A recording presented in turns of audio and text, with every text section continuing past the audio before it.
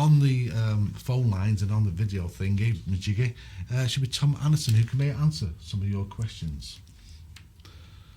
Tom, are you there? Guys. Hello. How are you doing? Good. He's a little bit low in my headphones, but I'll just try and turn him up. You seem quite down a bit there, Tom.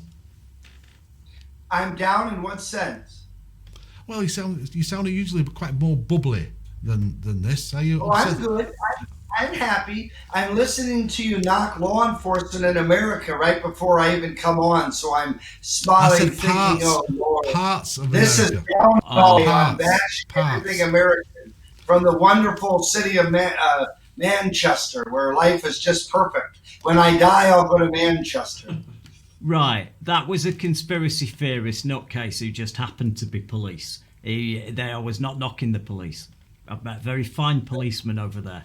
But you must admit there's parts of the States where we'll talk about trust and who do you trust in general. I mean, do we trust the government anymore? Do we trust pharmaceutical companies?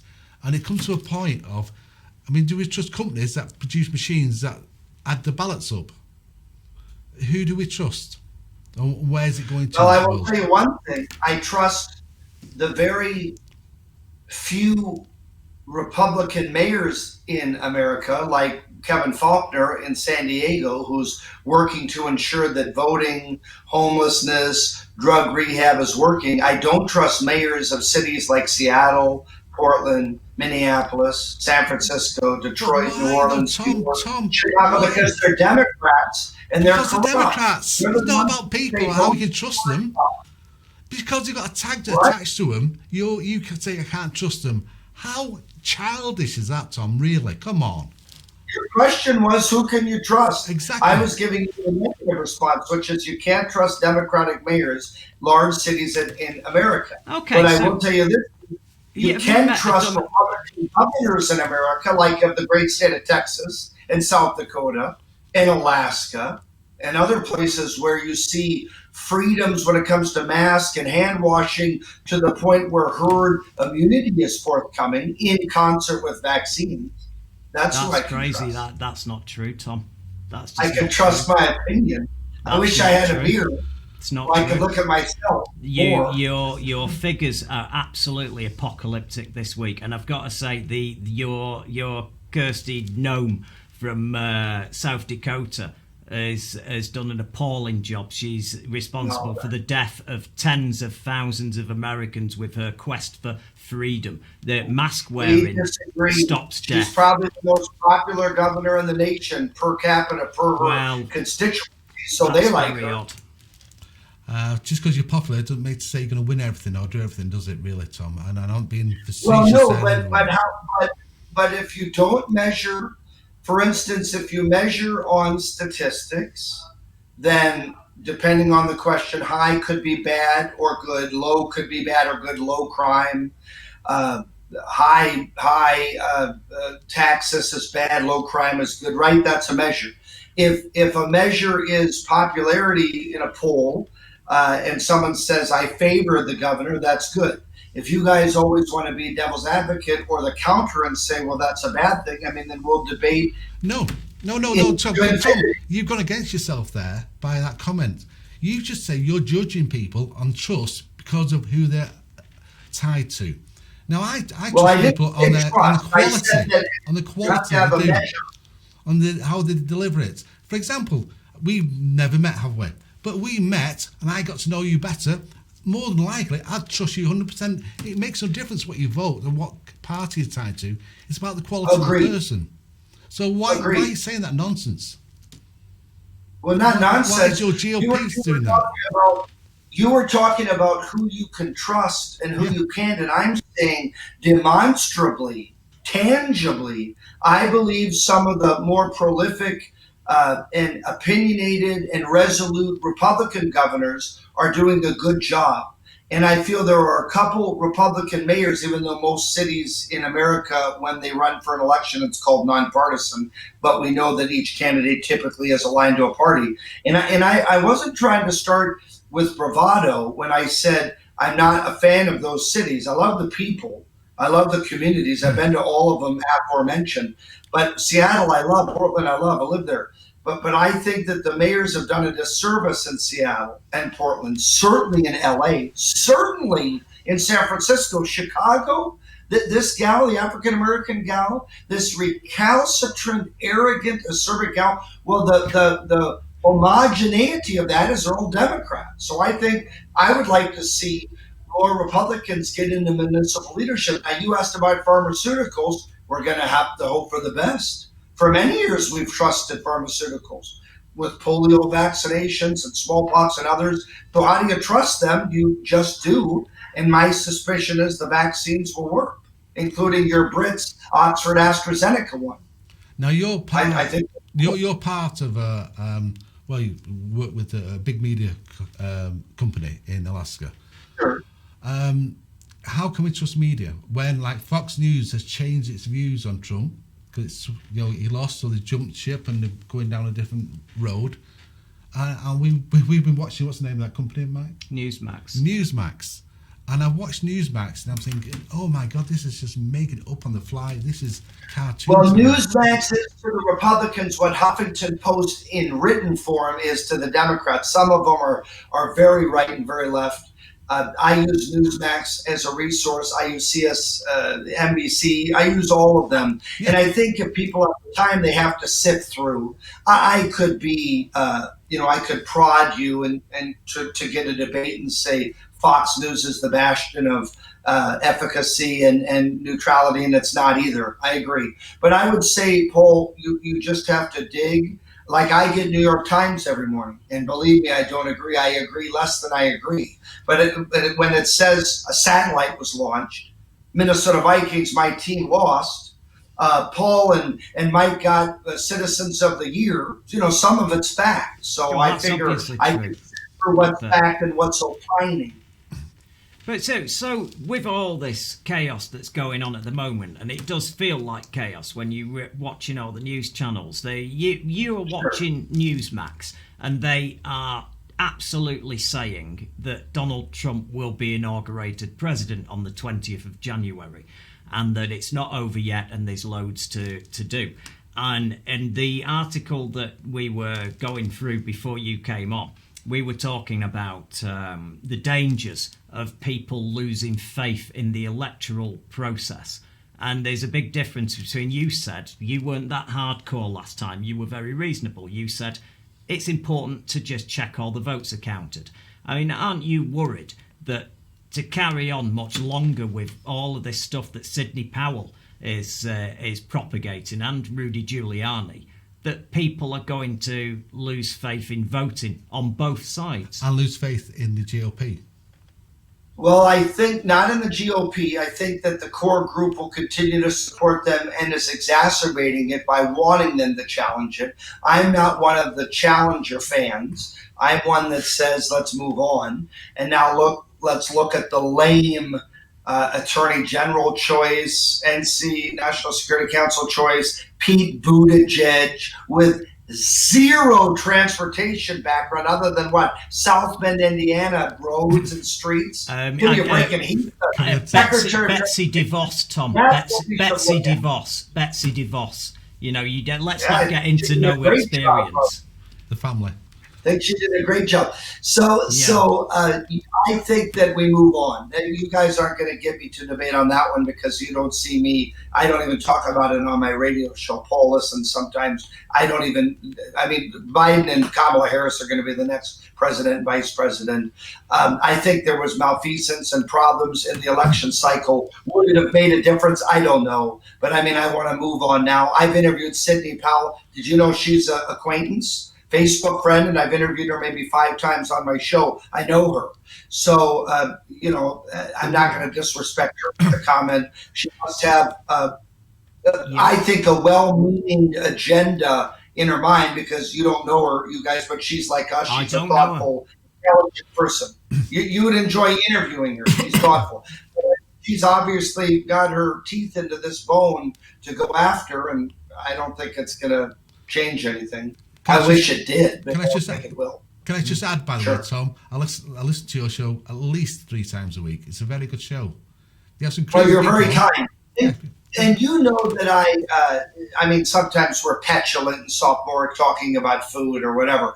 But I mean, for the most part, I think we're rationally based thinking. Now, I have the balls to say I'm a little frustrated with Muslims. Not all. I have some friends that are Muslims. But the mindset on the hostile side, I'm a little frustrated with some of the Democrats more than not. I don't hate Chuck Schumer, but there are some lawmakers that I really dislike, like Ilhan Omar from Minnesota. I wish she did not live in America. She's a very aggressive, anti-patriotic person. Dear me, that's edgy saying that, isn't it? We're looking about the future as well, Tom. How do you see the future of the Republican Party? Do you think Trump will come back in another form away from the party, or do you think he'll go into 2024? It's a worrisome conundrum, and it's a very good question. My consternation is that I have to decide if I want to support Pence or Ted Cruz in the next cycle. And I'm talking with my staff at Optima. It's very difficult. Of those two, I like them both. I'd probably pick Ted Cruz, but I like them both. And, if Trump came in, I hope not, because he would just, I hope not in 2024. I hope he goes on the election. Yeah, so do you think that it's run its course, irrespective of whether you like Trump or not like Trump, whatever opinion, it's at its moment? Yeah. I think that, and I think he did a good job for the most part. And you guys may disagree, but I could name a bunch of areas he did well. His legacy will unfold like Bush's and Obama's and Clinton's. And, when we're elderly, we'll probably see the real legacy, not so close, not so close to his departure. He's going to be out. What's his legacy in a year? I mean, that's unfair to ask that. You got to ask in 20 years when we're, in our senior years, hopefully still doing this, then we can say, hey, let's look back. Trump sucked. Okay. Or Trump did make momentum. But do you think is there some chance this is going to calm down a little bit now? Because I'm just saying now. I think once he's sworn in. Yeah. I think once Biden's sworn in, it'll calm down. And I think just like when Al Gore barely lost to Bush, Republicans forget that, he barely lost. It came down to Florida, things moved on, and Al Gore went on. I give Al Gore credit. I don't love Al Gore, but you got to give him credit for how much money he's made and lecturing, and people listen to him. And he's the guy that lost. Yeah, so if Trump plays his cards right, you never know. But I get a bit embarrassed that he's still protesting so vehemently, and rather than a narrative of his departure and what he's done and what he hopes for the future, he's still complaining about that. I don't like that lack of presidential persona, and that he's on my team. So it's like, please stop and let's move on. That's how I feel. No, it's nice to hear that. We wouldn't be buddies. You two and I wouldn't be buddies if you saw me, striking and freaking out. Still, I mean, you guys would say, we have Tom Anderson on, but he's a little nutty. And I've learned a lot of stuff off you, Tom, over the years, and I've never said anything different. I mean, there's sometimes I've had a very firm opinion on something, and you've given me something to think about, and it helps. I don't believe that, like in this election, the weird thing is, I do find a lot of his discourse and his personality really abrasive, Trump, but there must be something I'm missing, because 70 million Americans voted for him. I can't explain that to you. Yeah. But the way I suppose we'll finish on this as well, and we do thank you for coming on board, Tom. Yeah, very much. It's our Christmas show next week. Hopefully we'll see you for a few minutes and join the other candidates who's contributed to this small little program here in the UK. We do appreciate you. But I want to go push this thing about going forward about misinformation, which is on the internet, misinformation by the media, and how do you think, forget the left and forget the right, how do you think as a journalist you can go forward and look at things and get an honest and clear view? Well, I encourage your listeners, your viewers, to do what my team does at the Tom Anderson Show, which you can follow, tomandersonshow.com. We're on in Alaska, so we in the morning, which is evening your time. But what we try to do is vet and do as best we can with time limitations, just like everybody has. Oh, there's only so much attention you can give anything. What we try to do is do compare and contrast. You know, the word juxtapose, to put two things together. So I look at Washington Post, New York Times, Fox News. I don't use Newsmax at all, and maybe a regional paper like LA Times or Seattle Times or Minneapolis Star Tribune, and then I try to look quickly at those and say, okay, I get the gist of this, and then I extract it and report it, kind of reform down to the nugget of the facts. And I think that's what people have to do when it comes to Biden and Kamala Harris and the rhetoric that'll be spewed by our team and by the Democrats, so they understand what the policies are being offered, why, how, and everything. And the best example I'll leave you with is the $750 billion for our next PPP relief. The pandemic relief, for instance, $300 a week for unemployment, or before we got $1,000 last year, will we get each family member $600 or $700? How much will we get for small businesses? That's what I read, and I read that in a couple of the more liberal newspapers. I'm trying to vet it. I'm trying to go to U.S. Senate offices, Democrat, Republican, and that's the way to do it. 95% of your audience doesn't have time to do that. So then I would go to your mainstream papers, and I think you'll probably get most of it accurate. I mean, I don't think New York Times or the Manchester paper or the London paper is completely off the wall. A hardcore Republican would say that, but that's nonsense. For the most part, they're reporting what happened. A car wreck occurred. There was a boy and a girl. Maybe there was a comment about their race or age. Maybe they get it wrong, but for the most part, those things are typically accurate. So I think we're okay. I believe in media, and I believe in our voting system. I believe in pharmaceuticals and the vaccines. Who I don't believe in is like a Chinese government, hardcore Muslim lawmakers in America and London and England. And I can get into some of the negative areas, but for the most part, I think our countries are moving forward, and I have faith in them. Well, this is Do you believe that maybe social media needs regulating, though, after this? Well, but you're asking an aggrieved party, not literally, but I mean the Republicans feel that there's not a lot of coverage when it comes to conservative-minded things. For instance, no, there isn't, actually. I can speak for the nation, but I think most of us feel forget the election. Hunter Biden hasn't been covered enough. Absolutely. And so when it's Trump and it's taxes, the Republican newsmaker in the room at the press conference maybe doesn't ask that. He or she says, what are your best 3 attributes this week? And you guys laugh and say, what a joke. And 9 out of 10, the other 9 say, what about your taxes?